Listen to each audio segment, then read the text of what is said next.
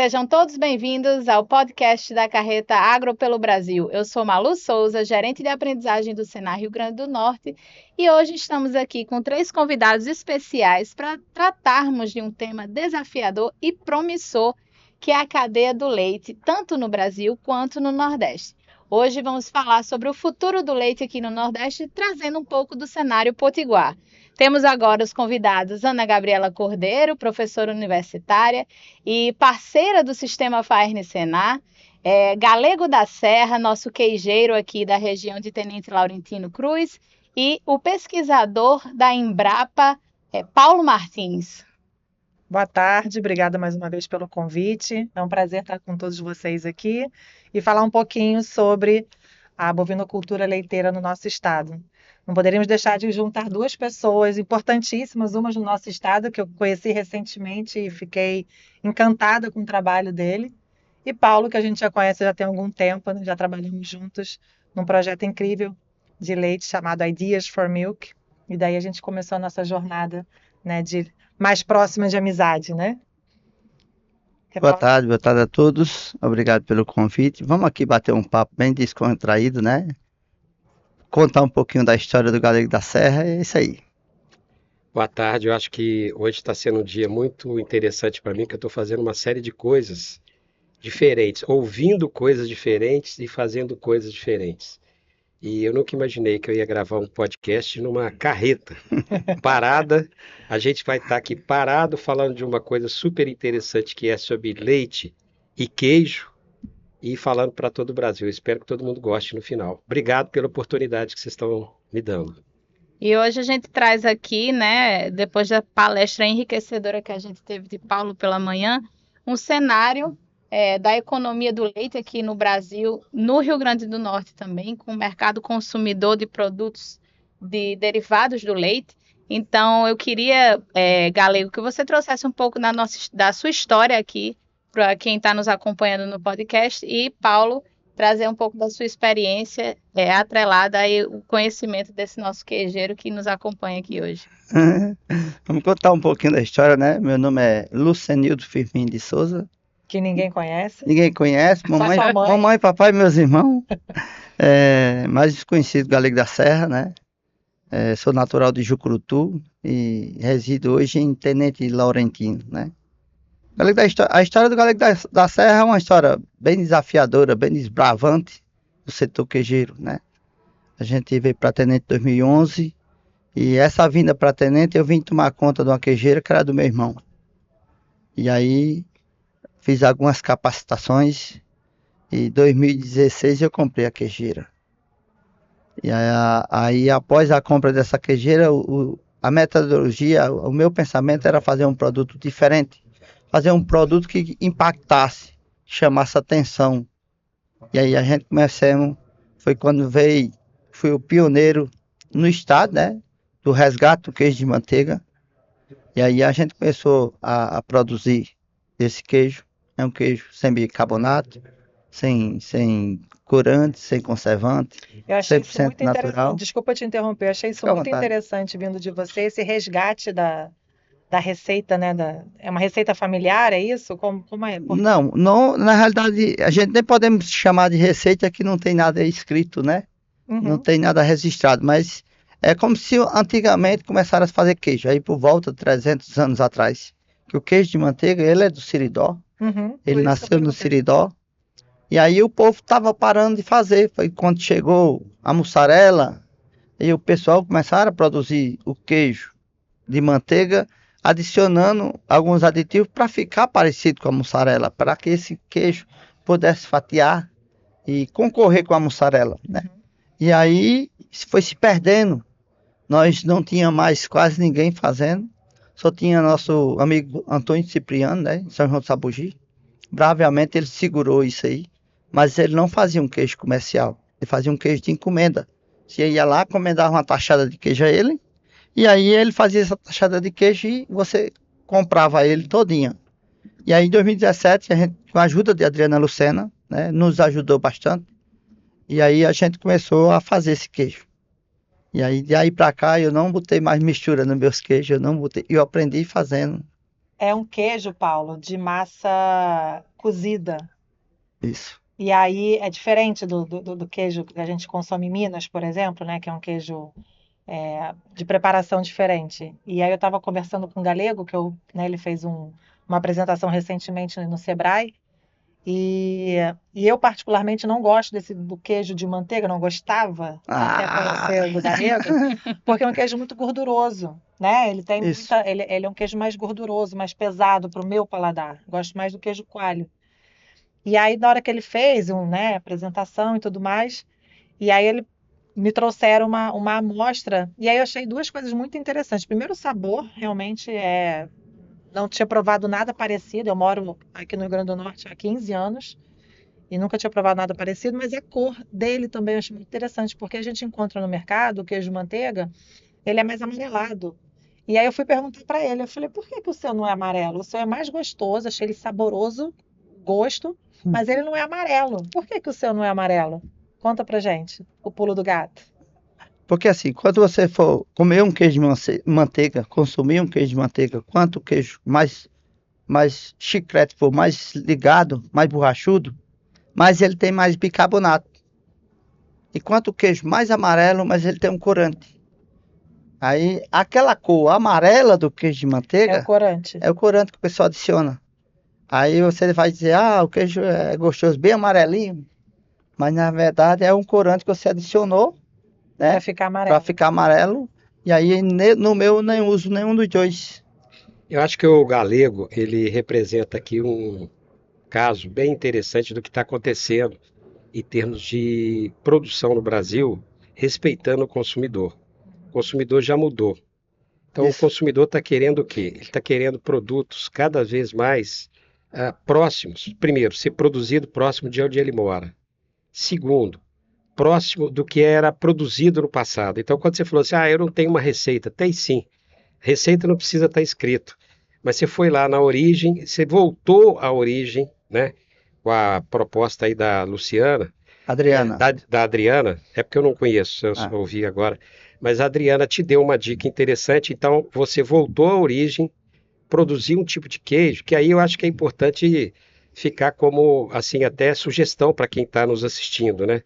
Produzir queijo de qualidade. É claro que não é todo queijo amarelo que tem corante, não. Eu, por exemplo, curo o queijo e ele fica naturalmente amarelado. Então a gente tem que separar. Mas você vê como é que é a influência que o consumidor do Nordeste recebe. Vocês são, de longe, o pessoal que mais consome leite em pó do Brasil. Então, o Brasil inteiro, quando tem excesso de leite, o que faz? Faz leite em pó, que é só tirar a água, e manda para o Nordeste. E aí vocês entraram também na história da mussarela, a ponto de destruir, quase destruir, um queijo que era natural, que você vem agora e resgata. Porque o queijo mussarela não tem nada a ver com a cultura aqui de vocês. Como nós também lá em Minas, a gente foi aos poucos esquecendo o queijo artesanal, porque aqui o que nós estamos falando o galego representa o queijo artesanal e fomos caminhando para o mussarela, que é o queijo mais consumido no Brasil, que é um queijo tipicamente, assim, vamos dizer, paulista, mas que hoje domina o Brasil inteiro. E agora a gente vê essa nova busca. Paraná, Minas Gerais, Goiás, aqui no Nordeste, nós estamos tendo queijos de excelente qualidade, premiados, como é o seu caso, e que o consumidor diz o seguinte, esse eu topo pagar até mais caro, que é um queijo que tem origem, tem história, tem sabor e faz bem para a minha saúde. Queijo galego. É isso aí. Em algumas apresentações que a gente faz por aí afora, tem pessoas que dizem, rapaz, isso é queijo de manteiga, e o que eu comia era o quê? Eu digo, não posso dizer o que era, mas assim, é um bolo, né? Porque eles botam farinha de trigo, botam óleo, botam margarina. Como qualquer outro derivado também, né? O bolo falta pouca coisa, né? É um bolo salgado. Eu ministro uma disciplina na universidade que é a inspeção de leite e derivados. E eu falo muito isso para os meus alunos. Tem uma hora que eu discuto com eles a cadeia produtiva do nosso estado, né? Claro. E eu pergunto para eles no final, para eles me indicarem uma marca a nível nacional e a nível regional de um produto, seja ele qual for. E sempre vem os nomes mais clássicos, né? E aí eu acho interessante quando eles falam algo de um queijo, por exemplo, ou de um leite da marca X, e eu falo, mas você já tomou? Você já provou? Ah, nem sempre. Eu falei, por quê? Porque tem aquela identidade daquela marca. Eu não preciso comprar aquela marca X, porque eu sei que quando eu comprar ela vai ter aquele sabor, aquela identidade. Então, eu acho que esse resgate ele vem por conta disso. Por que que compra do Galego? Porque do Galego eu sei que eu vou comprar hoje, ou eu comprar daqui a um mês, vai ter o mesmo gosto que eu comi aqui na Festa do Boi. Então, quando, por exemplo, Gabriela, agora quando eu for no supermercado aqui em Natal, eu já vou olhar com um olhar diferente, procurando seu queijo. Já vou olhar porque eu comi lá na Festa do Boi e já vou procurar o queijo do Galego, porque eu já sei que o queijo de manteiga do Galego é bom. Mas será que, digamos que você tem outros, né? Será que o queijo coalho dele é também? Aí eu vou comprar o queijo coalho. Será que o requeijão dele é também? Vou comprar o requeijão. E você começa a comprar, né, a linha toda porque você confia na marca, naquele produto, daquele direcionamento daquela empresa, né? Agora, o Galego, você está falando aqui do sabor, né? Que é um negócio meio complicado, porque você fala de sabor, mas não traz um queijinho aqui para a gente consumir no podcast. Espero que depois do podcast a gente tenha essa recompensa. Rápido, ele é covarde, porque eu disse que ia buscar isso. Não, não precisa não. Mas eu quero dizer para você o seguinte, não é todo mundo que pode produzir queijo artesanal, porque o fato de ser gostoso, nós estamos aqui diante de duas veterinárias, não é o fato de ser gostoso que vai garantir qualidade, não é isso? É isso aí, a gente tem todo um cuidado, né? Recentemente a Laboleite divulgou um vídeo, né? Onde eu estou em terceiro lugar no estado, quem faz mais análise de leite e de queijo, né? Fundamental. Então a gente tem esse cuidado, o controle de tuberculose, brucelose, a gente tá sempre fazendo análise no leite, levando para o laboratório. Não é só fazer queijo. Eu costumo dizer que o queijo nasce lá dentro do curral, né? Por nós ser numa região que é onde nós temos um potencial de vaca produzindo bem, e aí esses produtores ele têm um cuidado mais do que o normal, porque nós temos vaca lá dando 50 litros de leite, 60, 55. No Via Primeiro Pato fez 55 ano passado no torneio. Então, foi passado para esses produtores que ele não tinha uma vaca que valia 12 mil, 15 mil, mas sim tinha um ubre, uma vaca que valia 4 e um ubre que valia 11. E aí eles têm esse cuidado, porque se ele rear um peito de uma vaca daquela, ele acabou com o valor da vaca. E aí ele tem um cuidado mais do que o necessário para que ele não venha a ter, não venha a ter prejuízo, né? Mas você está olhando pela ótica do produtor. Eu queria perguntar para a professora, se você me permite, para mim, o que eu preciso de ter garantia num queijo artesanal que eu vou consumir? O selo. Você vai ter que ter o selo de inspeção. Mas que selo? O selo de inspeção, né? Assim, uma coisa que a gente discute bastante na sala de aula é que o artesanal ele tem o selo artesanal, claro, mas geralmente ele começa com o municipal, para o estadual, até o federal, né? Ele vai aumentando, vai subindo a graduação, que eu costumo brincar com os alunos, né? Ele vai vendendo ali na região dele, na feira, depois ele vai vendendo fora do município, fora do estado, a nível de Brasil. E para você ter o selo, você segue uma série de critérios para você conseguir, né, ter uma validação tanto do seu rebanho quanto do seu produto. Acho que é essa pergunta que você está querendo direcionar, né? De inspeção, né? Eu acho que a gente não pode, a autoridade não pode facilitar a vida do produtor, porque isso significa trazer risco para o consumidor. Eu acho que é vital a gente ter todo tipo de política que o Senar vem adotando em termos de assistência técnica, de acompanhamento, de estímulo, como faz aqui, eu vi aqui a cozinha montada, no sentido de induzir o produtor a produzir queijos de alto valor agregado, porque é uma maneira de valorizar a produção do pequeno produtor, mas não pode brincar, porque eu posso pegar doença séria se quem está produzindo queijo gostoso não tem a preocupação sanitária com o leite, porque o leite é vida, né? E sendo vida, não é vida só para gente, é vida para os bichinhos também. E aí eu acho que é muito importante a gente ter essa preocupação, e o consumidor, então, é quem na última instância faz o controle. Se não tem um selo de inspeção, não pode consumir, que não é o seu caso, né? Antes de a gente ter o selo, lá no início desse projeto, se dizia que eu não poderia produzir queijo artesanal, porque eu não produzia meu próprio leite. Aí, numa reunião, tinha bastante veterinário, tinha gente do governo, tinha... Aí eu perguntei onde é que estava na lei que eu não podia produzir queijo artesanal só se eu tivesse meu próprio leite. Não, tá lá que você tem que ter o rebanho livre, né? Tuberculose brucelose, eu tenho um rebanho. Então eu vou certificar meus produtores, vou certificar meus fornecedores de leite. E aí eu entrei com um projeto de certificar 25 propriedades no município.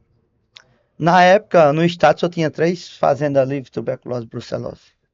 A gente entrou para entrar com 25 no município. E aí fizemos a nossa parte, os trâmites legais, tudo que tinha que ser, análise, exame, análise de leite. E aí ficou precisando do outro exame que era para o diálise acompanhar. E aí se venceu o prazo e infelizmente não foi para frente. Mas eu acho que o bom disso tudo foi que teve a emenda na lei, né, de Valdo Melo, que hoje não é mais necessário você ter o rebanho livre, mas sim você testar negativo. Então, eu acho que a parte boa foi isso aí, porque ficou mais amplo, ficou mais brando. Não é que nós não vamos ter os cuidados que tem que ser. Agora, você fez um exame na sua vaca testou negativo, você está apto a produzir leite, queijo e vender para quem vai produzir queijo. Ficou bem mais simplificado. Até porque tem muita coisa em jogo, né? Se você pega no mercado um produto e ele vai fazer uma análise, né? E ele detectado alguma doença, né? Alguma zoonose, como a gente chama, eu costumo brincar que durante a sala de aula, se você compra um produto, se você acredita naquele produto e porventura aquele produto bota em risco a sua família ou a você mesmo, dificilmente você volta a comprar aquele produto, porque você perdeu a confiança do seu cliente. Exato. Então nunca mais ele vai comprar. Quando ele olhar aquele produto, ele vai pensar 2 vezes e falar, será? Então você leva anos para construir a sua imagem, que por um descuido, entre aspas, falando, né? Porque a gente sabe que tem pessoas que fazem muitas vezes tentando tirar vantagem, vou fazer assim, vou fingir que eu vou vacinar e não vacino, né? A gente sabe que, infelizmente, existe isso. Existe, né? Você coloca em risco a sua marca. Então, eu acho que é isso que o produtor tem que pensar. Será que vale a pena eu construir a minha marca para depois eu jogar ela no ralo? Porque o consumidor, nesse sentido, cada vez mais exigente, ele vai abrir, ele vai olhar, vai ver que tem o problema e não vai comprar mais. E uma coisa interessante que eu achei que ele falou é que ele pensou na cadeia de suprimento como um todo. E não só ele, né? Não, ele é o queijeiro, ele podia só exigir do mercado. Exatamente. Mas o interessante eu fui até o produtor, disse... Meu parceiro, né? Eu propus que a gente caminhasse junto para a certificação, né? Então, foi um pensamento completo de uma cadeia de suprimento que um vai auxiliando o outro. Isso se chama parceria, né? Então, o fornecedor de leite ganha, todo mundo ganha nessa parceria. E outro ponto importante é o acompanhamento da assistência técnica. Galego foi assistido pela ATEG Agroindústria, né? Isso. Assistência técnica do Senac, que acompanhou agroindústrias durante 2 anos também no Rio Grande do Norte. E realmente, na palestra do Paulo, ele falou hoje mais cedo, a importância da assistência técnica para o fortalecimento do trabalho que é feito. Não basta tirar leite, não basta mexer lá a panela. Então, tem que saber o que está fazendo, tem que anotar os custos, tem que investir de forma consciente, melhorar o processo produtivo, as boas práticas de fabricação, né? Então, tudo isso é muito importante que vem sendo falado. E, baseado nisso, eu queria, Paulo, que você dissesse um pouco qual é o futuro do leite aqui no estado do Rio Grande do Norte, no Nordeste. Qual é essa perspectiva, a gente tendo um exemplo tão bonito, uma história tão forte de vida e de trabalho aí do Galego? O que é que você pode nos dizer nesse panorama? Então, deixa eu ver se eu trouxe minha bolinha de cristal. Mas com base em dados, você tem muita opinião formada aí sobre o futuro, viu? O dado, ele diz tudo. Aprendi na palestra de hoje. Mas você sabe que só tem uma coisa que a tecnologia não muda e que o mercado não induz, que é a própria ação do mercado. Em outras palavras, estou querendo dizer o seguinte: onde você tem consumidor, tudo é possível. Onde você tem consumidor, porque o que é caro, a tecnologia pode fazer barato. Pode demorar, mas pode fazer barato. Aqui no Nordeste, vocês têm a coisa mais preciosa do mundo, vocês têm consumidor. Vocês são uma região importadora de produtos lácteos, importadora. Minas Gerais tem mais produtor do que consumidor, a gente produz mais do que consome. Então a gente tem que colocar leite para algum lugar. O Rio Grande do Sul tem que colocar leite para algum lugar. Santa Catarina para algum lugar. Paraná para algum lugar. Aí sabe onde a gente coloca esse estado? E Goiás? A gente olha e fala assim, vamos empurrar leite para São Paulo. E a gente empurra leite para São Paulo, porque é o maior mercado. Mas aí todo mundo quer entrar lá. A gente põe leite no Rio de Janeiro, porque, como me perdoa aqui, os carioca aceitam leite como facilidade, mesmo que não seja de boa qualidade. E aí a gente tem que julgar o resto aqui. Porque o norte já está lá, Rondônia produzindo, ali no miolo do centro-oeste, Mato Grosso tem um leite que vem da produção de gado de corte, então, e tem pouca gente, tem mais animal do que gente. Então o Nordeste é para onde todo mundo quer vir, porque tem consumidor. O lado bom é esse, porque vocês precisam se organizar agora, e eu vejo que tem uma possibilidade de organizar. E o Rio Grande do Norte é o estado, em termos de consumo por pessoa, que mais consome leite entre os 9 estados do Nordeste. Entre os 9 estados. Leite fluido ou leite... Leite em geral. Leite fluido, manteiga, leite em pó, creme de leite, leite fermentado, doce de leite. Tudo isso o Rio Grande do Norte ganha. E quando a gente olha os estados, em 7ª posição está Pernambuco, depois a gente tem a Bahia e tem o Ceará. O Rio Grande do Norte tem, então, um consumo alto. O Nordeste tem um consumo que está crescendo, porque a renda per capita está crescendo. Então, o futuro daqui é, se vocês não fizerem nada, eu já trabalhei na Itambé por 3 anos.